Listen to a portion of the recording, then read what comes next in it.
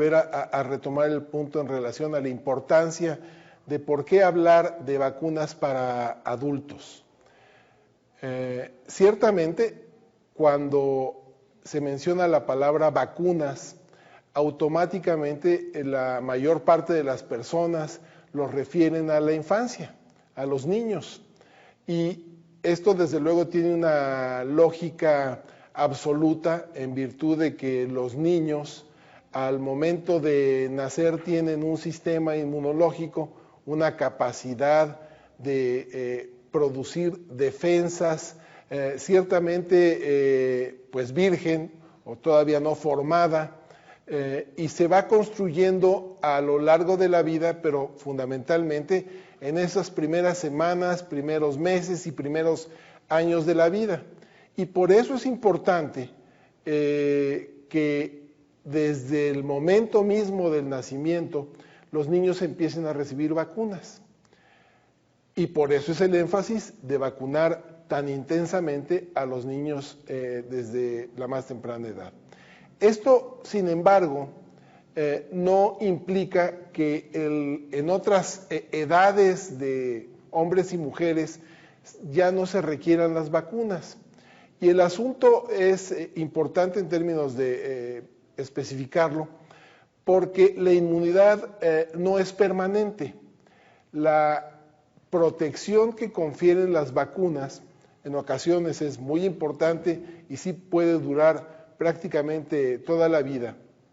Lo es así en muchas enfermedades cuando se adquieren naturalmente, no lo es tanto cuando se adquiere la inmunidad a través de vacunas, y dependiendo de las características de cada vacuna, esta inmunidad se puede ir perdiendo antes o después. De esta manera que a lo largo de la vida vamos requiriendo de refuerzos para poder tener una capacidad de evitar estas infecciones que son prevenibles por vacunación. Y esto es lo que vamos a revisar a lo largo de esta primera presentación, haciendo también énfasis en algún momento en por qué particularmente en esta época es muy importante enfatizar la vacunación de adultos, y digo adultos en general, adultos jóvenes, adultos mayores y ancianos propiamente, porque como veremos más adelante, la población de adultos en México está creciendo de manera muy importante. Y hay grupos de población de adultos que además es muy importante o muy relevante enfatizar. Y es el caso, por ejemplo, de las embarazadas, que de alguna manera hay algún grado de reticencia para vacunar embarazadas, cuando tendría que ser realmente un momento privilegiado para la vacunación, desde luego con las vacunas bien indicadas, porque vacunando a la mujer embarazada resulta que también le ofrecemos inmunidad al niño al momento en el que va a nacer. Pero bueno, pasemos entonces a hablar de algunas situaciones particulares. Generalmente, decía, la inmunidad inducida en la infancia no dura a todo lo largo de la vida y es necesario reforzarla. Y los adultos, es importante también destacarlo, tienen un sistema inmune maduro que nos permite en ocasiones administrar un menor número de dosis de vacunas para obtener un adecuado nivel de inmunidad, o simple y sencillamente solo recibir un refuerzo para volver a tener los niveles adecuados, en contra de lo que ocurre con los niños que no tienen un sistema inmune completamente desarrollado y que van requiriendo de refuerzos más cercanos en contra de los adultos. Por otra parte, también es importante enfatizar que los adultos tienen riesgos diferentes a los del menor, a los de los niños. Por ejemplo, tienen riesgos particulares especiales, y en su momento hablaremos de los trabajadores de la salud, así también como riesgos de la vida social. En particular podríamos referirnos a las actividades sexuales que implican también riesgos particulares. Es importante, por tanto, revisar en cada momento de oportunidad, y sería cada consulta médica, cada visita al hospital, el esquema de vacunación que pudiera haber quedado pendiente en algún momento de la vida y tratar de completarlo en cuanto esto sea posible. Hoy por hoy hay un elevado número de muertes debido a enfermedades que son prevenibles por vacunación en los adultos, tales como infecciones por neumococo, influenza, cáncer de hígado, entre otras muchas, que están aconteciendo, que podrían ser evitadas, que de hecho no las calculamos igual que se calculan en los niños conocemos muy bien cuál es el peso de las enfermedades prevenibles por vacunación que no se han prevenido, pero esto no ocurre con los adultos, porque de alguna manera se consideran casi como eventos normales que un evento tenga un cáncer de hígado porque tuvo una infección por hepatitis B, que se pudo haber evitado con una vacunación oportuna, incluso en la edad adulta. ¿Qué vacunas en general necesitan los adultos? Bueno, las que tenemos disponibles son fundamentalmente refuerzos para el tétanos, que es una enfermedad causada por la toxina que produce una bacteria, el Clostridium tetani, difteria también en condiciones similares, y esta es una vacuna que se aplica simultáneamente. Desde luego la vacuna de influenza, y hablaremos de ello un poco más extensamente en un momento, la vacuna de neumococo, los refuerzos para vacuna de sarampión y rubiola que se administran también en una misma presentación, hepatitis B en caso de que no hubiera ocurrido la inmunización en la infancia o en caso de requerir algún refuerzo, y una vacuna que en nuestro medio será en algún momento también muy importante, que es la vacuna para herpes zóster, que es un nuevo biológico del que se tiene actualmente disponible. Pero déjenme abundar un poco en estas enfermedades que requieren de refuerzos en los adultos. La difteria es una enfermedad bacteriana contagiosa que por fortuna en nuestro país se presenta en todo caso esporádicamente gracias a los programas de vacunación en la infancia, que afecta la garganta, la nariz, la piel y puede derivar en problemas respiratorios, en problemas cardiovasculares e incluso situaciones muy graves que pueden llevar a los pacientes a la muerte.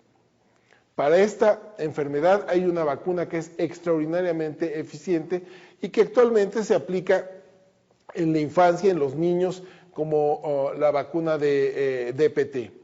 El tétanos también es una enfermedad bacteriana que produce también una toxina que afecta al sistema nervioso y que causa espasmos muy graves y eventualmente también puede llevar a la muerte, y también se previene muy eficazmente con una vacuna administrada también desde temprano en la infancia. Esta vacuna, vale la pena recordarlo, la prevención del tétanos, se tiene que realizar periódicamente, incluso hasta edades avanzadas, y más en aquellas personas que tienen algún riesgo de exposición laboral al tétanos. Así, las recomendaciones para aplicar la vacuna contra tétanos y difteria, o más comúnmente conocida como la vacuna TD,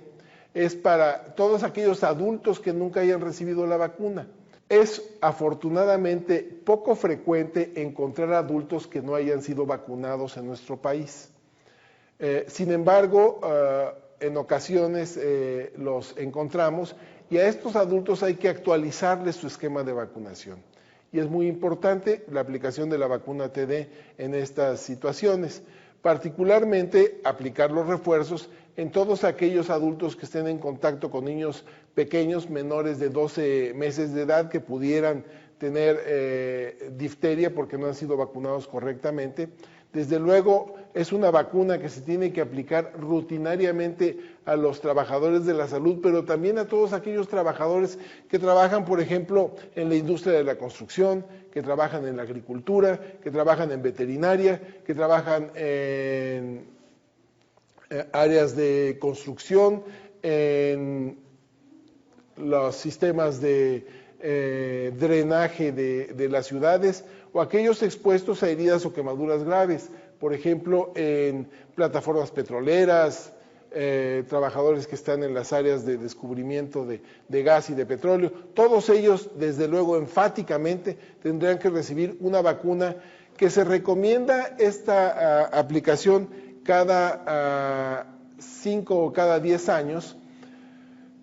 dependiendo de alguna manera el riesgo que se percibe por sus actividades. Entonces, alguien que tiene un gran riesgo, alguien que trabaja en la agricultura, pues tendría que revacunarse cada 5 años. Alguien que no tiene tanto riesgo podría hacerlo cada 10 años. Déjenme ahora hablar brevemente de influenza, que es una enfermedad que actualmente todos tenemos muy presente en virtud de que para nuestro infortunio fuimos el primer país en donde se detectó la pandemia reciente de H1N1, así que seguramente todos ustedes tienen conocimientos, yo diría que muy avanzados de lo que significa la infección por los virus influenza. Esta es una enfermedad infecciosa. Afecta fundamentalmente el aparato respiratorio, es altamente contagiosa, causada por un virus del que existen 3 principales géneros. Hay virus de influenza A, virus de influenza B y virus de influenza C. En relación a su transmisión, es muy importante destacar que tenemos el concepto de que el virus se transmite por el aire. Por fortuna no ha sido el caso en el caso de influenza. Lo pueden transmitir las gotas que uno expele cuando tose o cuando estornuda, pero el principal mecanismo de transmisión es por contacto. Cuando una persona estornuda, tiene el reflejo automático de llevarse la mano a cubrirse la nariz y la boca y deja su mano impregnada de todo lo que expulsó uno en ese momento, y quizás lo podemos ver rápidamente en esta foto, en donde hay una persona que está estornudando. Si se pone la mano, desde luego disminuye la nube de partículas que sale, pero su mano queda impregnada. Lo que tendría que hacer esta persona inmediatamente es ir a lavarse las manos o desinfectarse las manos con alcohol,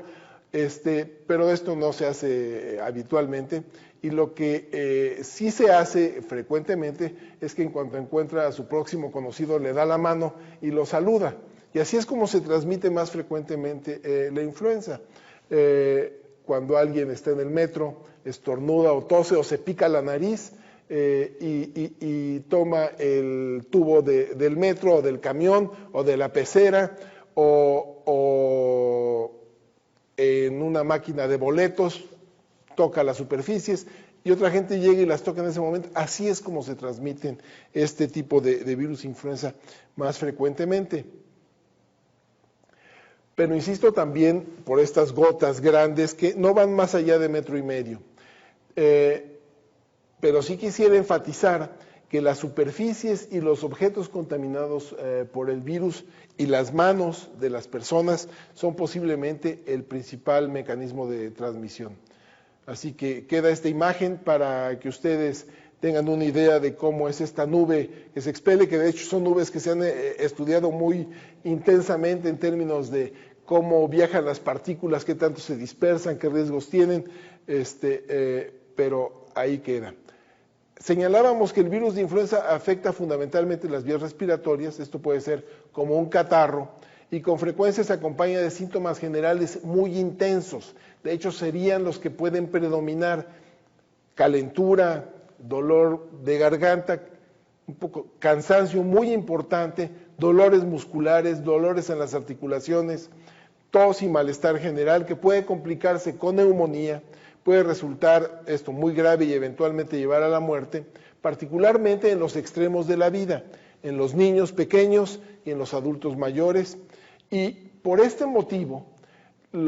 hay un número grande de países que han establecido un programa de vacunación muy amplio para su población. Actualmente en Estados Unidos la recomendación para vacunarse contra influenza es para toda la población, la recomendación es universal.